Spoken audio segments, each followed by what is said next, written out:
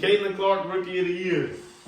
I still feel like it should have been co-Rookie of the Year. Her and Angel Reese. Me personally. I don't think so. And I'm gonna let everybody know. Normally I don't. Before this season, this man has been telling me about WNBA and been down my throat. Pause. About like, hey, you should watch it. You should watch it. And I remember telling him like, hey, that shit just ain't, entertaining. And I remember like the reference I would use would be like, don't nobody want to watch somebody watch 15 and 6 as the top scorer, my nigga. Don't nobody want to see that shit. But they play less minutes. Huh? They play less minutes. Touche. But that girl Caitlin Clark still make it exciting. Sabrina was Caitlin Clark before Caitlin Clark. But the reason why I got into the WNBA was Kobe. Kobe, right before he passed, he was heavy into women's basketball. He was working with Gigi and her team. And he even gave Sabrina the stamp. He was giving a couple people the stamp of Mambo mentality. Sabrina Ionescu. She 5'11", point guard for the New York Liberty. And we're going to the WNBA Finals. Just beat the two-time defending champs, Las Vegas Aces. I love you, Asia Wilson, but we had to send that ass home because you won't about to three-peat on us. We had to get our lick back. Oh, I know who that is. I watched the Olympics this year. That's how I know who she is. Outside of the Olympics, I know who South Carolina's own. But if I'm being honest, Rookie of the Year wise, you told me this stat, and I asked this, and you confirmed it, that most rookies don't score on average 20. She averaged 20. Yeah, 19 and a half. It wasn't 20? That's 19 and a half. I could have sworn when I looked it up, it said 20. But here's the thing, too. They both broke records. And I just feel like they gave it to Caitlin because Caitlin got the machine behind her.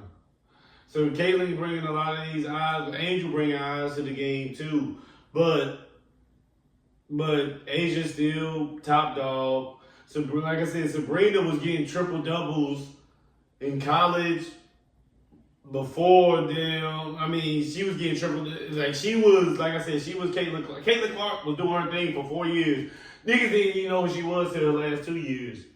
Yeah, in college. It was a guy at my job, and an older guy. He into it like you. He older, like 60, 70. Oh, that nigga definitely old. Yeah. And that's a blessing. And the same way he used to run up on me and be like, hey, did you see the game?